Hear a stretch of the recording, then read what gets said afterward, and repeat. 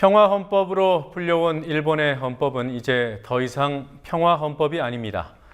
여전히 전쟁 포기와 군대 보유 금지가 명시되어 있지만 일본 정부가 헌법 해석을 공식적으로 바꿔서 군사행동을 할 수 있도록 했습니다. 미국도 일본의 헌법 해석 변경을 지지하고 나섰습니다. 2차 대전 전범국인 일본이 승전국 미국의 용인하에 군사 강국의 길로 들어섰습니다. 강신혜 PD가 보도합니다. 일본은 2차 대전 패전 이듬해인 1946년 11월 승전국인 미국이 요구한 이른바 평화헌법을 공포했습니다. 구조의 전쟁을 포기하고 군대를 보유하지 않는다는 내용을 명시하고 있다는 이유로 평화헌법이라 불렸습니다. 일본은 평화헌법에 따라 그동안 집단자위권을 포기해왔습니다. 집단자위권은 한 나라가 외부로부터 군사 공격을 받을 경우 공격받은 나라의 동맹국이 자국에 대한 공격으로 간주하고 반격할 수 있는 권리입니다. 유엔 헌장 51조는 집단자위권을 주권국가의 권리로 인정하지만 일본은 헌법 구조에 반한다는 이유로 그동안 행사하지 않아왔고 자국이 직접 공격을 받았을 때만 무력을 행사하는 전수방위 원칙을 유지해왔습니다.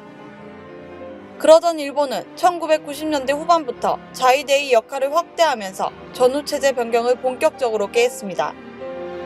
1999년 미국을 지원하는 형태로 자위대의 해외 파병을 가능케 했던 주변사태법의 제정은 중요한 분수령이었습니다. 주변사태법에 따라 자위대는 2차 대전 후 처음으로 2001년 해외에 나가게 됩니다.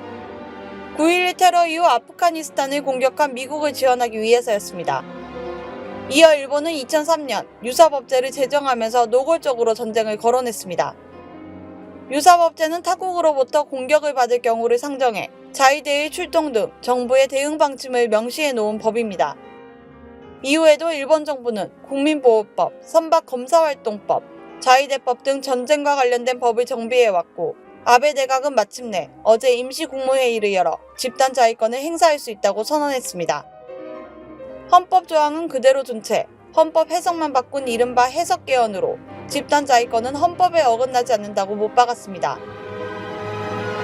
이에 따라 일본은 다른 나라에서 벌어지는 전쟁에 집단자위권을 명분으로 자위대를 파견할 수 있게 됐습니다. 만약 미국이 북한을 공격을 받는다면 일본도 반격할 수 있습니다. 그 경우 일본 군대가 한반도에 진출할 가능성도 있습니다.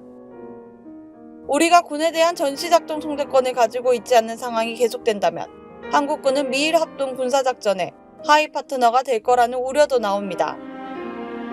국민TV 뉴스 강신혜입니다.